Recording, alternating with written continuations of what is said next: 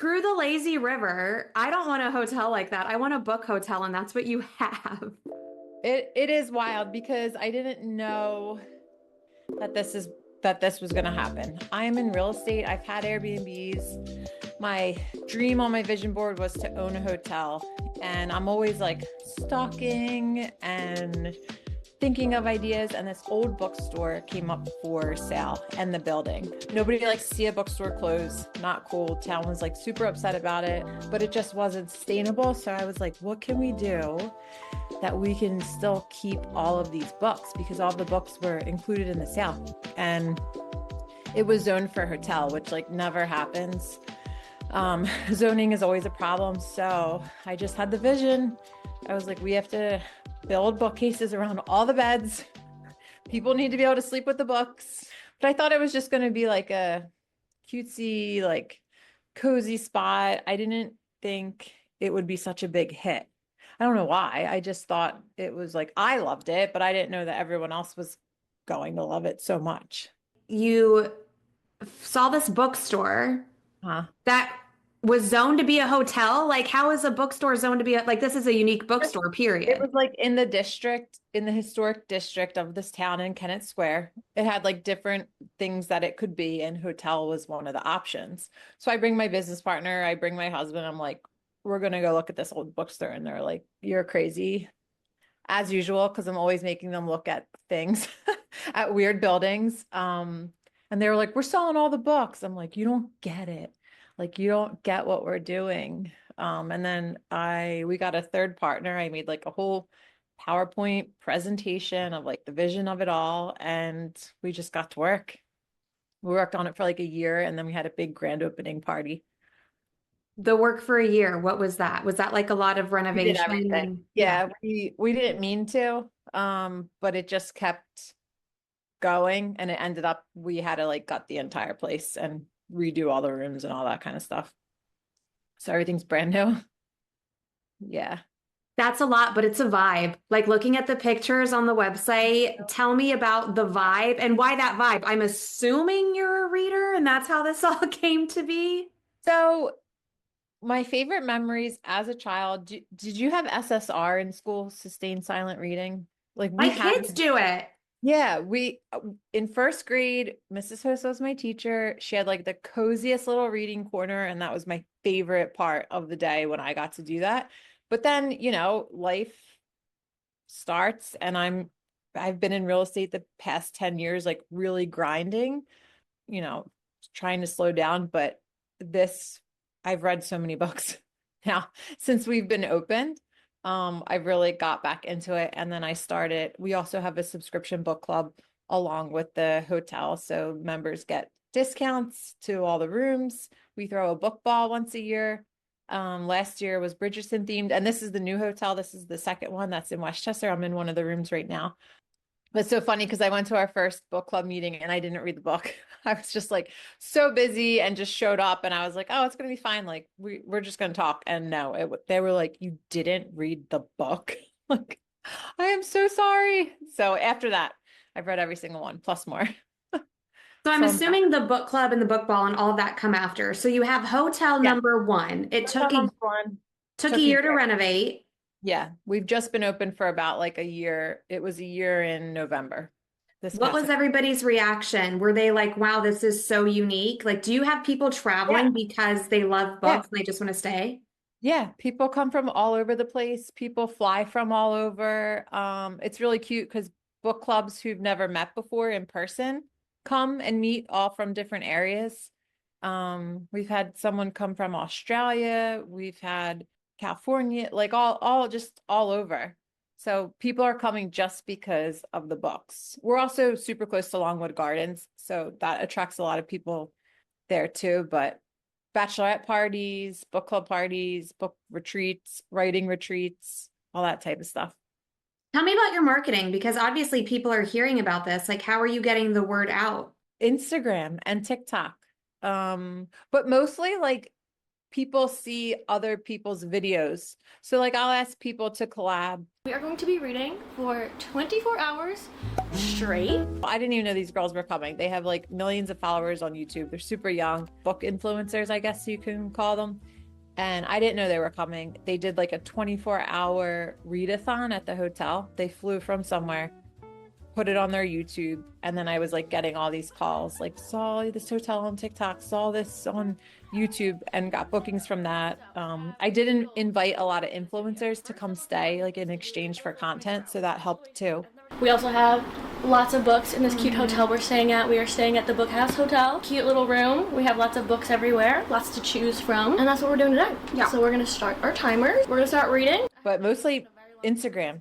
As you know, I'm always on the hunt to find the most unique places. The Bookhouse Hotel Fallbrook is the definition of unique. Located right outside of downtown Westchester, this book-themed historic property offers an intimate experience with only 7 rooms, gorgeous sitting areas, and even a hidden room with a photo booth. Like, are you kidding me? This was so cool. The attention to detail at every turn is seriously unmatched. We had the opportunity to stay in Jane's room, which is a room on the 2nd floor dedicated to the author Jane Austen. The room was beautifully decorated, cozy, and was filled with a floor-to-ceiling bookshelf. Connor and I only lived 2 miles away from this hotel, and it was honestly so special to escape the craziness and have a staycation in our hometown. Thank you so much for having us, Bookhouse Hotel. Definitely be sure to check this place out. So just because it's cool, it markets itself. And then you started the book club? Then we started one in-person meeting because there wasn't the space. So there's not the lobby's small there. I thought we could meet in one of the rooms. Like, that's cool. So I put it up. We're starting a book club. It's subscription. You get a box once a quarter. We meet once a quarter. Who wants in? It sold out in like 1 minute. Granted, it was 15 people, so it wasn't very hard to do. That is still impressive. Then people were asking, so I was like, all right, let me open it up to another group. So open it up again to another group that meets in person. But then people who didn't live around here wanted to join the book club. So I was like, oh crap, let me figure out how to start a subscription book club service. So I opened it up to anybody and everybody in the US. And now we have like 130 members. But I haven't really been pushing it too hard because we bought this place. And then the past 9 months, I had to get this place renovated and opened. We just opened like a month and a half ago. How far away is this one from the first It's like one? 20 minutes, maybe less if there's no traffic. So Yeah. all the doubters who are like, what? A bookstore, a book hotel? Are you like, yeah, see, like us readers, we're crazy and we will pay for this. Yes. They are dedicated. It's funny because like people, because this is also a wedding venue too, which I had to learn, but people, they're dedicated. I was making a joke that I'm going to give out like room punch cards because people are trying to try all the rooms, like try 9, get 1 free or something like that.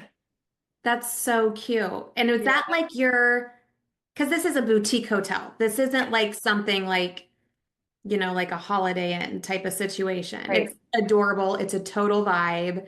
How did you pick the theme for each room? People ask me this all the time. I don't know. So I use Faro and Ball, the paint, but I get it color matched. And I like them because there's not a lot to choose from. So I have 1 sheet and all the colors are so beautiful. I really wanted to do like jewel tone, just like create really cozy spaces. But also I want to use colors that sometimes maybe people wouldn't use in their own home because it's maybe like too much, or too dark. So I wanted to do that. But yeah, just whatever came to me. And having experience being an Airbnb host, I could imagine that you know the importance of making a place you stay in unique that they wouldn't live in, but it's cool to visit. Yeah, definitely. And it's all in the details, I think too, in the little like experiences when you're here. Like I like to leave little notes for people, like just details that you don't get when you're just checking into a regular, like you said, whatever Holiday Inn or something. You've been in the real estate business, new to the hotel business, the hotel book business specifically. What has been your biggest learning experience in this process? I was actually just talking about it with one of the girls, our in-house event planner for the weddings. I think it's just the ability to pivot, right? The ability to pivot if something is not working, to just move on from it and try something else. So we're really experiencing that right now with like our wedding package. So like we put out a package and we're finding that maybe it's part of it is like too expensive, or part of it should include this or not include that. So it's like, who cares? We'll just redo it and we'll send it out again and see if that hits, instead of being like, because I think we're our own worst critics, and I can be like, you really messed this up. You launched this all wrong. Everything is wrong. You're a failure. Shut it down. Right. And it's just like, no, you learn. This is something I've never done before. Like before real estate, I was in the restaurant business as a bartender and a server. So I've always been in the business of like service and hospitality. Yeah, I would say just like really letting go and like not holding so hard onto an idea, and like letting it become what it is. And I've only experienced this once, and it was in Lisbon, Portugal, is where you check yourself in, like you don't Yeah. have somebody there. First of all, that's brilliant for so many reasons. One, there's no waiting, and two, it's almost a form of passive income. You don't need to pay somebody to be hanging out there all day and all night. The systems are very much in place. So I do have a girl here. She runs both the hotels. Now, if people like want the contact, and we know like they would appreciate if someone was there, then we will be there. If people need help, because this one is an old Victorian mansion with a lot of staircases. So if people need help with their bags, like we'll be here. My mom lives in the old servants' quarters on the other side of the building. So she is here. She's staying here on the weekends right now. That is so cool. Yeah. So she found out a guest never had chicken cutlets before. So she's whipping up chicken cutlets for them. I'm like, Mom. But they were so happy. I hope that they mention that in their review of I them. really hope so too. She leaves out like pizzelles. She makes stuff. So she's loving it. That Yeah. is so cool. Yeah. What advice do you have for somebody who wants to start a unique bookish business like you have? I think you need a team. I think you need the right people. I think you need to know what your strengths are and what your weaknesses are, and then what the missing piece is. Because I feel like it usually comes down to money, which is a problem. But if there is a deal to be made, there's always money to be found. There are people with money that want to invest it. And if you can show the value of something, like it's easy. But I think you have to like also have a reputation of like why this person should trust you, and things don't happen overnight. I think a lot of people are like, oh, must be nice. I'm like, yeah, it is nice. I've been working for 10 years in this business, making and forming these relationships and building the Airbnbs and figuring out hospitality, not just like, it didn't just fall into my lap, but if you're passionate about it, it shows through.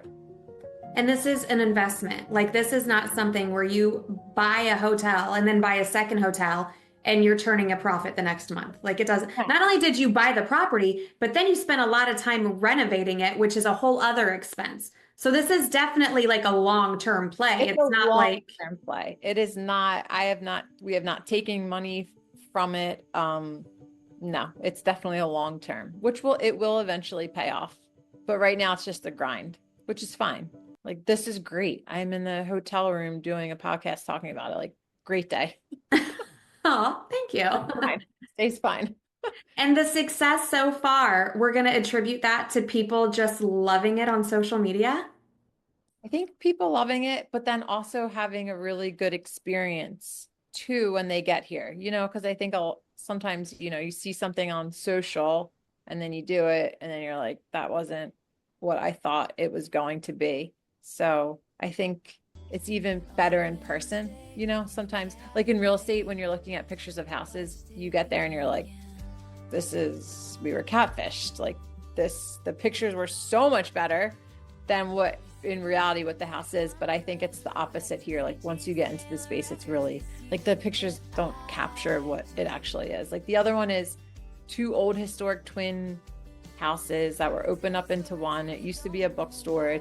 It's such a cool building. And then this one, built in 1840, this Darlington family owned it and lived here in the 1840s with 7 kids. It's just such a cool building. So it's an incredible space. So I think that attributes to it. Very unique. I love it. From a business perspective, what is the goal of the book ball? Is it to bring awareness Honestly, to the space? Is it just a fun thing to do? yeah, like we donated what was left over from the tickets to a charity. But honestly, like we didn't make a dime. And it's more about community, like building the book community and doing that, and to showcase the space too. What if I want to join the book club? So it's on either one of our websites. Probably the easiest is the bookhousehotels.com. Click on book club and it'll take you right there. Next box goes out in June. And if I want to come stay at the hotel and have a bookish vacation, where do I fly into? You would fly into the Philly airport, or there's a new one in Wilmington you can probably do too. Wilmington, Delaware? Yeah. Okay. Yeah. Yep. So fun. How many rooms? This one has 7 and the other one has 4. Sleeps 11, sleeps 16. I love it. Thank you so much, Stephanie. You have to come.